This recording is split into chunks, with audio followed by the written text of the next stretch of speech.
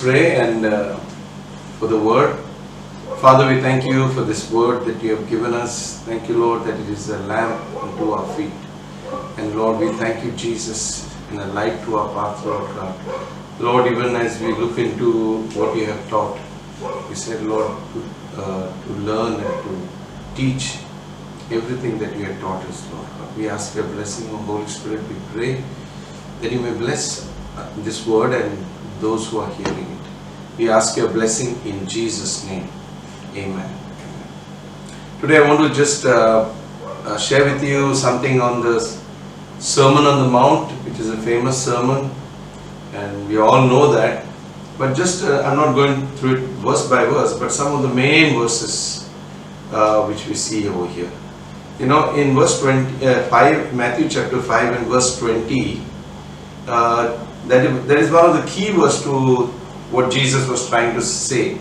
For I say to you that unless your righteousness shall exceed that of the scribes and Pharisees, you shall in no case enter the kingdom of God, heaven. Okay, now this is the main verse. That's why Jesus compares the Pharisees throughout this Sermon on the Mount. And he said that what was the righteousness of the Pharisees?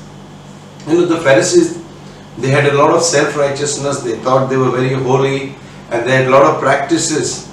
But Jesus was very angry with them. And because their righteousness was external, superficial, and therefore Jesus called them hypocrites. And if he was angry with anybody on this earth other than the devil, it was the Pharisees, and he did not conceal his anger towards them and that kind of righteousness. So Jesus, some of the main principles of righteousness, Jesus puts forth here in this particular chapter 5, 6 and 7 of Matthew. Okay, and he begins in chapter 5 and verse 3.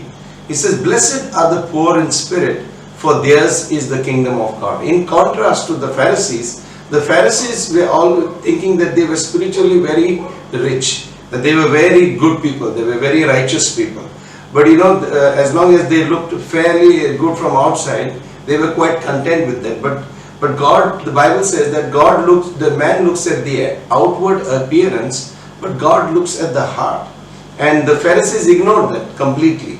You know, the attitude and things like that, which Jesus exposed them.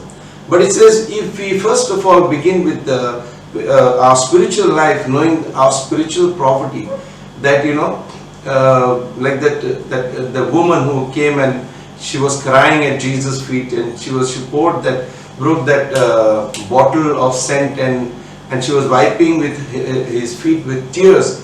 That is spiritual poverty. She knew that she was a sinner, and that is the most important thing, that our need, that we are spiritual beggars, so to say, and we need Jesus. So it says, blessed are those people who realize the spiritual need. That is the first thing he says. And which leads to the next verse, in verse 5 it says, and blessed are they that mourn, for they shall be comforted. When we see our spiritual poverty, we see our need, and we see there is an inner craving, Lord, I need to do something. This woman was weeping, she was mourning, you know, at Jesus' feet. And that is something, there was anguish because of her need. But the Pharisees, they did not mourn, they were quite comfortable with their hypocrisy. You know, and he says, the blessed are the meek, they shall inherit the earth.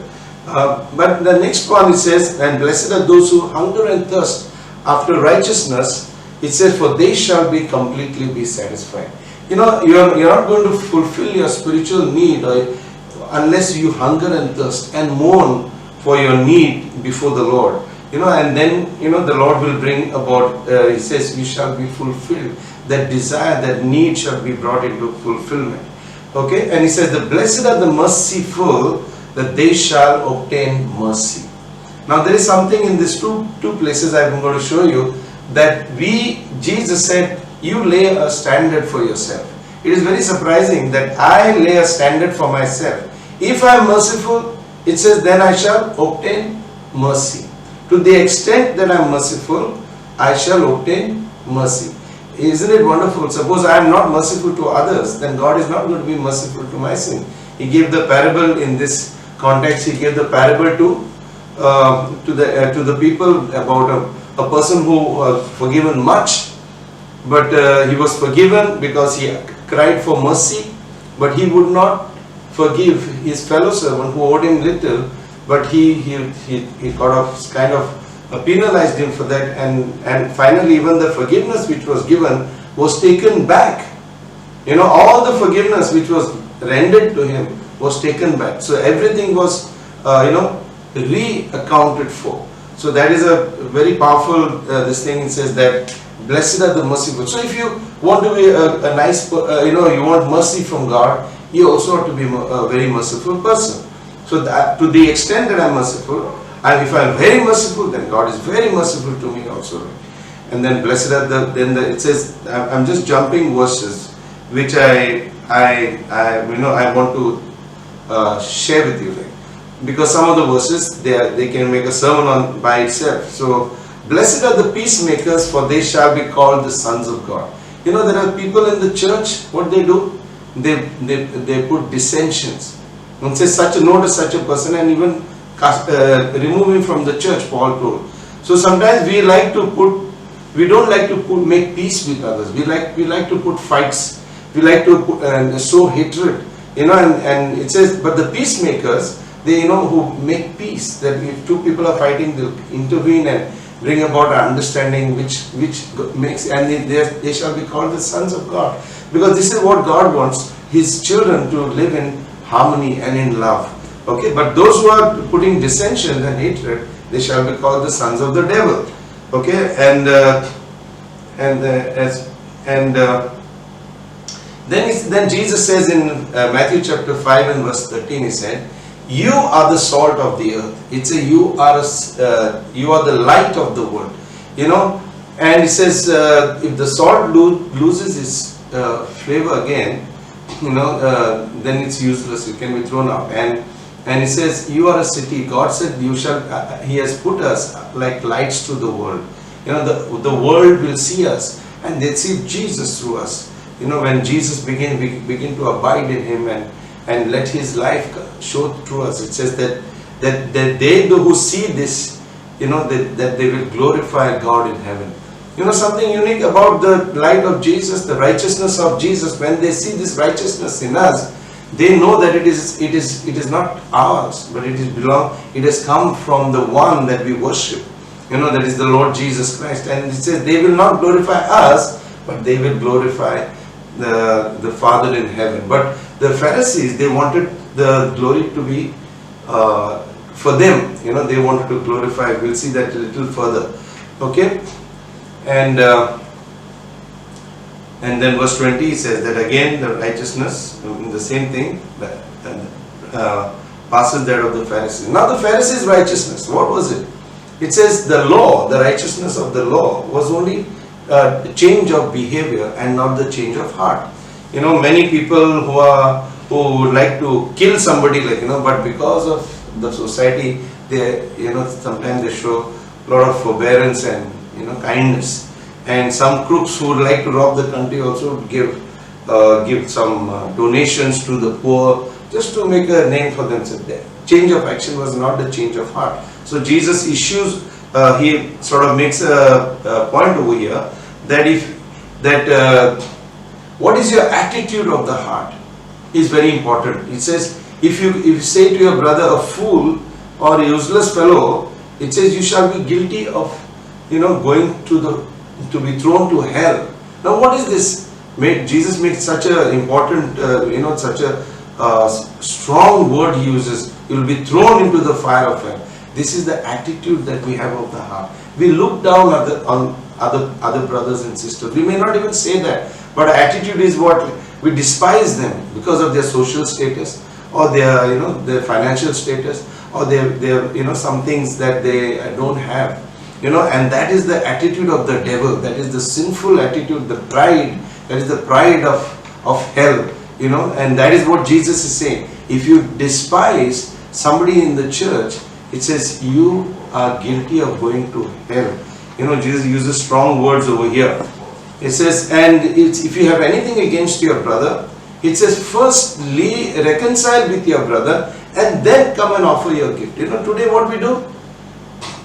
We don't take this word seriously. What we do is that we go to church and praise the Lord, hallelujah. And behind, our lives are all messed up. We have made mess of people's lives, mess of everything. And then this Sunday we come and this thing. And Jesus said, when they see us, when this kind of, it said, first he said that when they see our good works, they will glorify our Father in heaven. But Paul says that the name of Christ is blasphemed with such attitude. When you have something against your brother and the whole world knows about it, and you go and praise God, like Jesus says, leave that praise, leave it out. You know, your worship, whatever it is not acceptable to God. You're fooling yourself. You know, you're fooling yourself. You think that this is acceptable to God? When you have something against your brother, when you have done wrong to your brother, Jesus said, leave that praise and worship. Don't come to church. Go to the brother and say, I'm sorry. Rectify that problem what you have done. You know, rectify it. Otherwise the whole, because of you, the name of Christ is being blasphemed. And we got to be so careful because we bear the name of Christ. In what we say and what we do, you know, people are watching us. You know, how we treat others, do what? Our action. You know, and then he says, Jesus said, then come and give your offering. Okay, now do not fool yourself that okay, everything is okay, fine. I will do this, and Jesus is okay with that. You know, again the thing, matter of the heart. You don't have to commit adultery really to be an adulterer, because the very fact you decide to commit adultery, you are an adulterer. That's what Jesus said. You know, divorce, it says you cannot,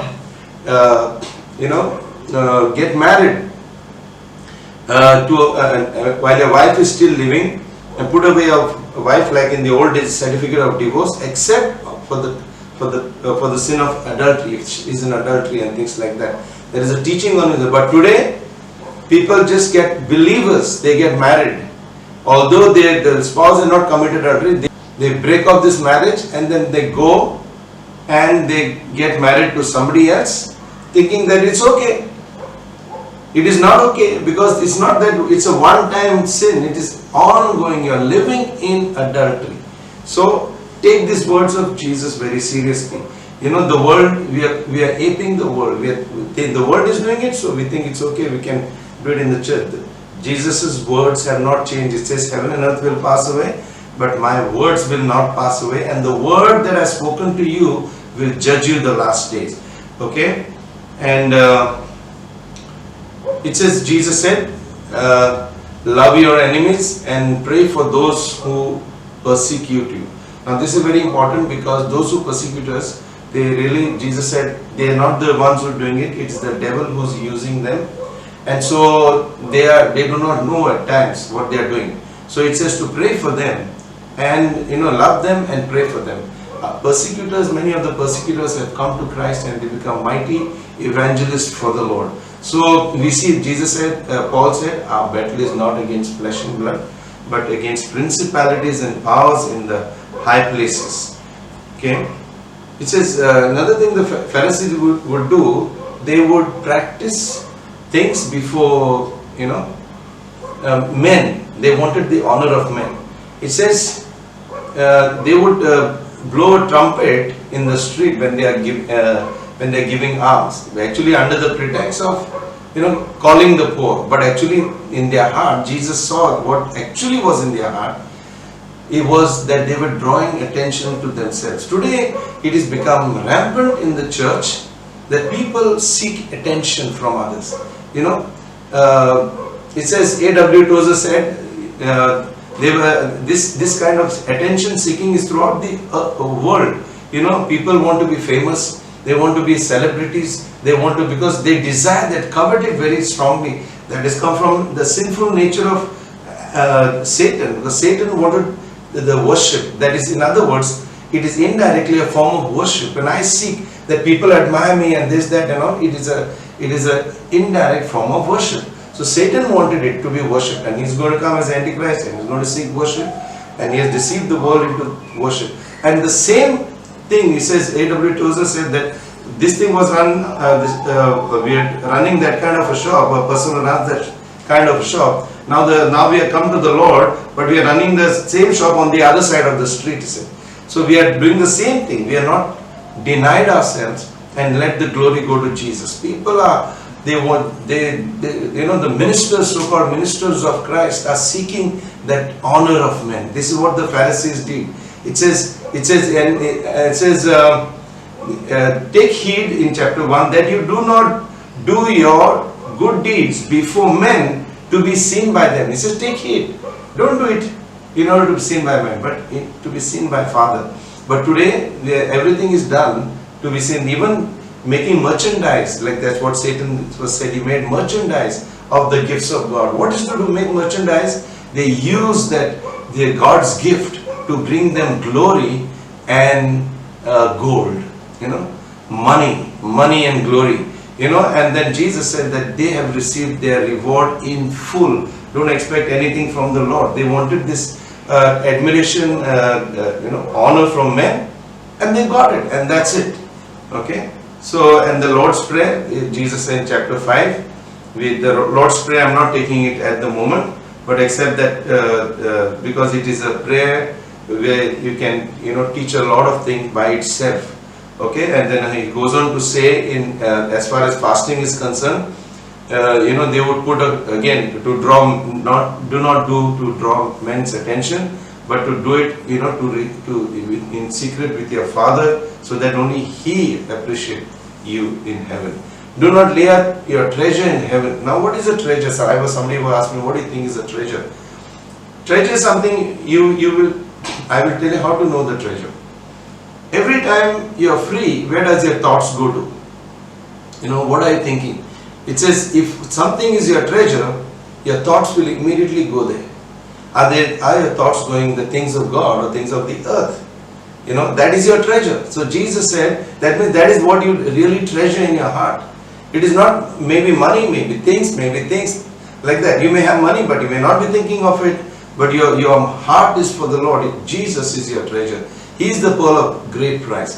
But here, Jesus said, if your treasure is, you're laying up treasure on this earth, it says there will not be anything for you in heaven. Okay? And he says, in chapter 6 and verse 24, no one can serve two masters. Either he will hate one and love the other, or else he will hold to one and despise the other. You cannot serve God and mammon. Mammonos was the god of materialism. Material thing.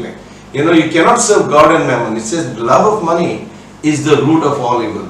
And today, even if you see, that's why it says the name of Christ is being blasphemed. Today you see all this TV evangelists and all that making money and living in luxury, and they have become, subject of, they have been ridiculed by the world, and they have been such a bad testimony to the world. So Mammonos, the god of Mammonos, has overtaken them. Okay, so let us not judge them, but let us learn from others' mistake that we do not make the same mistake. Let us keep our eyes focused and on what Jesus is saying. Let never money begin to, the love of money is the root of all evil, the Bible says.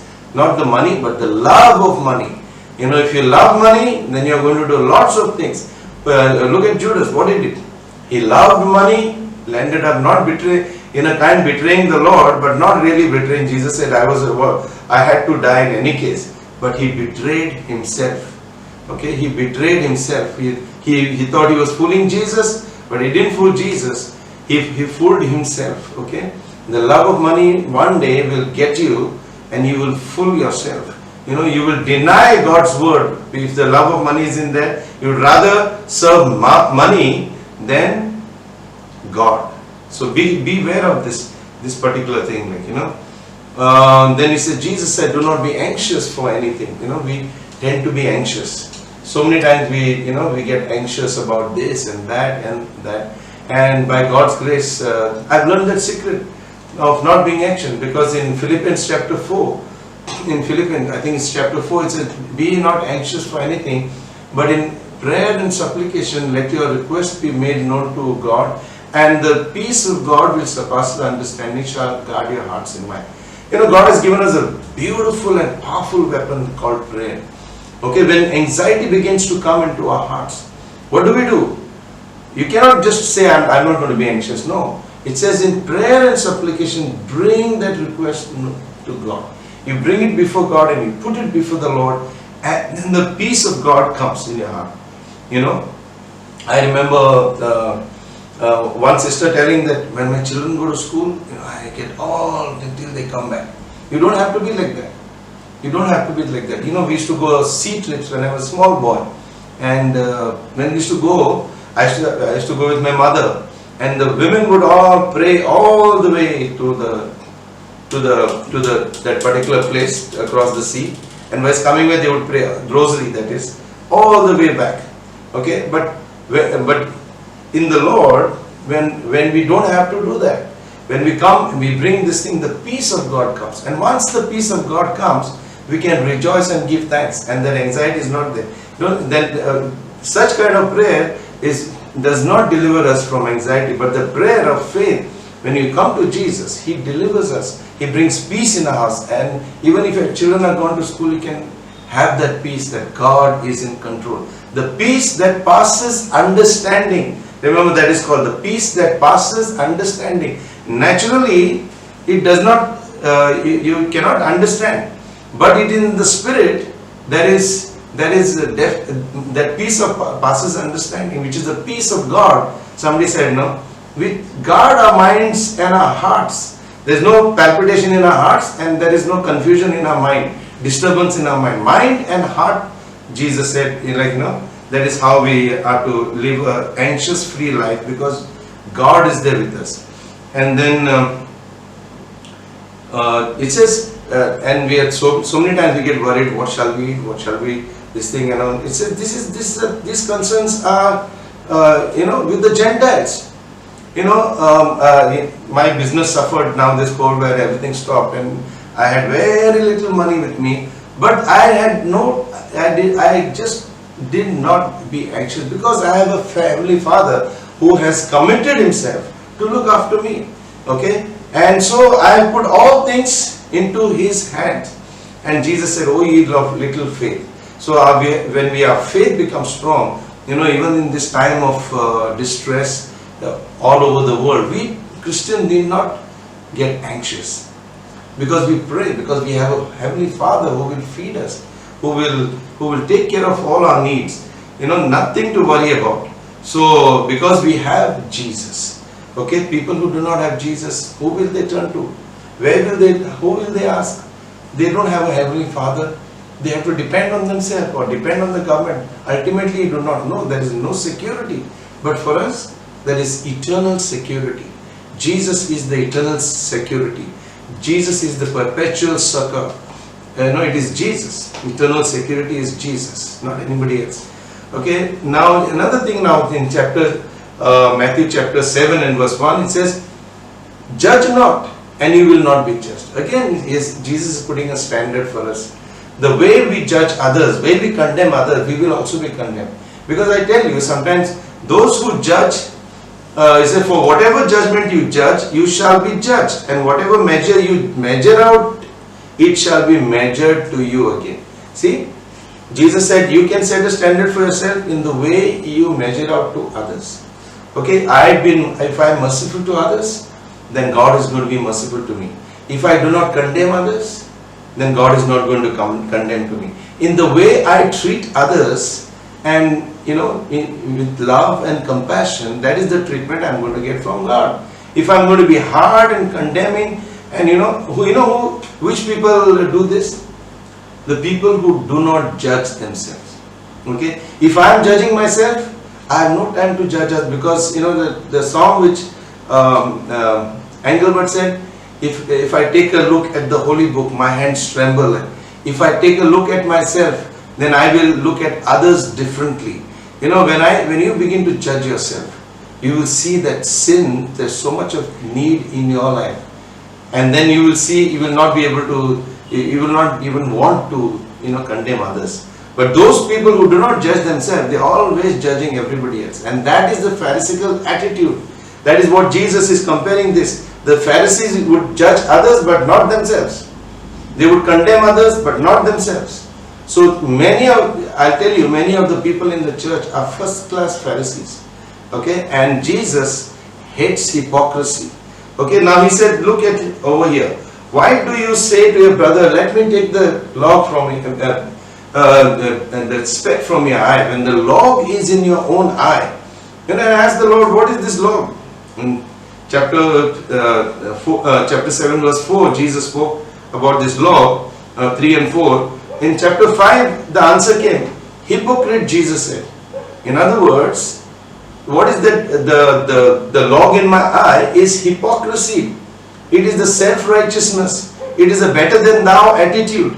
I have got that self-righteousness. I am better than, and then we despise spiritually. That is what Jesus said. A spiritual fool shall be, put into, thrown into hell. So Jesus is not telling you not to help the brother to remove that speck from his eye. But he says first remove that log. If you have a judgmental attitude, if you have a despising attitude, you looked upon, the Job's 4 friends, they had that attitude.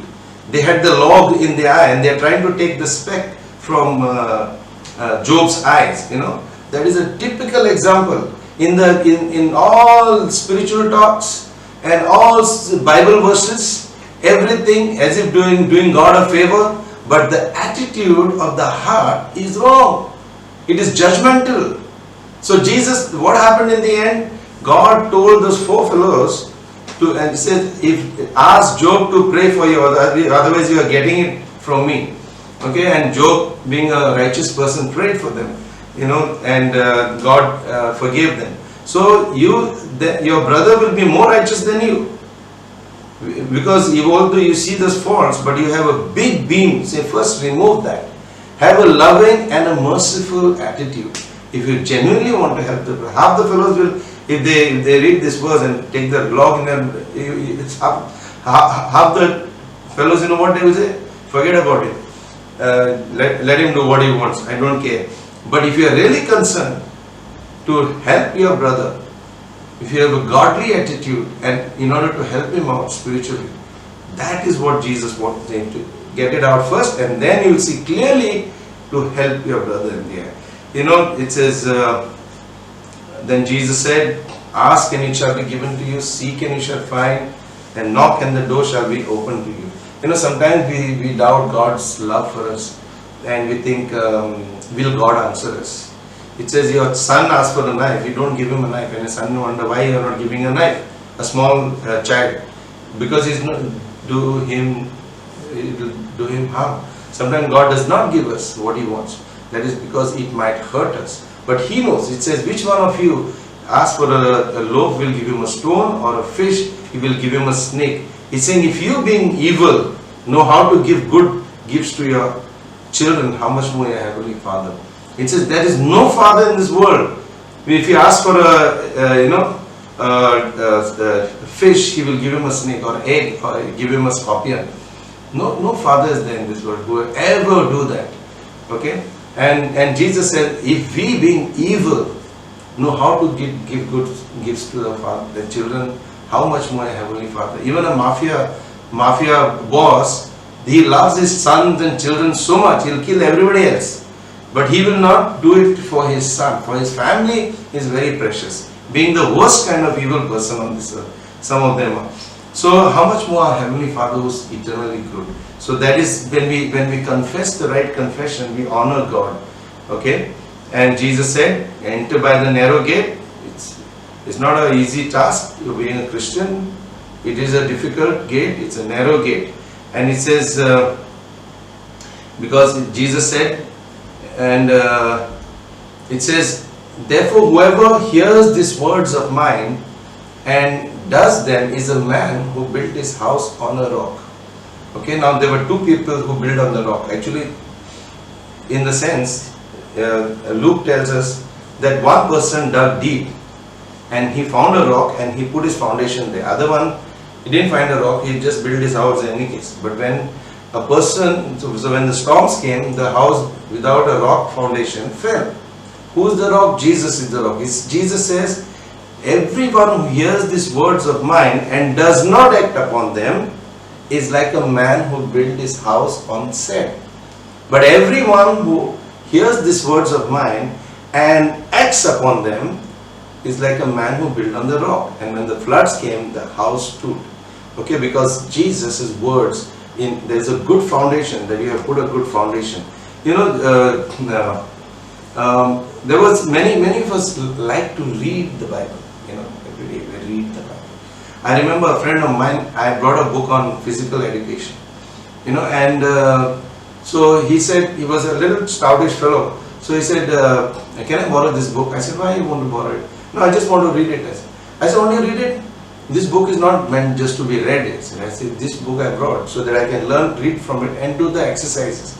So the Bible is a book not just for reading. You know, if you think you read the Bible and you're done God a favor, forget about it. Bible is not for reading. It is to learn. If you're reading is not an end in itself. You read to obey. Okay, that is what Jesus said. Everyone who hears these words and does not. So, you know, John the Herod, he liked to hear the word of God. So he used to call John off and on. He says to hear the word of God. But he never liked to obey it. John told him, get rid of your brother's wife. No, he didn't want to obey it. But ultimately what happened? He landed up killing John. Okay, so what happens is that he landed up sinning against God. A terrible sin. Okay, the devil deceived him. So one day, so Jesus said, not everyone who says to me, Lord, Lord, will enter the kingdom of heaven, but he who does the will of my Father. Many will say to me, Lord, did we not do this in your name, and that in your name, and this in your name? But Jesus says, depart from me, you who practice lawlessness. You think you are going to church, you are praising God, giving thanks to Him, but you are not putting these words into practice in your own life. Then beware. Many, Jesus said, not few, many will say to me on that day, Lord, Lord, did we not do this? Lord, Lord, did we not do that? It says, Jesus said, why do you call me Lord, Lord, and do not do what I say? You know, beware. The devil is out to deceive. It is not a cakewalk. It is the Christian life is a strive by the narrow gate, where Jesus said, and we have to take the word of God very seriously in what Jesus says. Or Jesus is coming soon. And Jesus said the 10 virgins, 5 were left out and 5 were taken.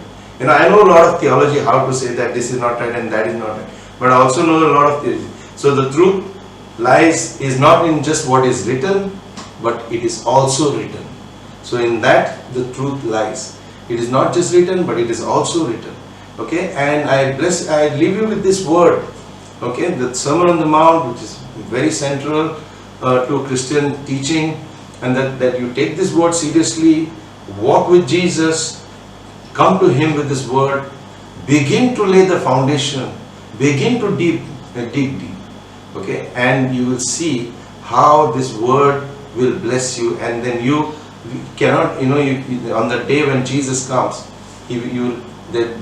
Jesus can say, well done, good and faithful servant, enter into the, rather than say, I never knew you.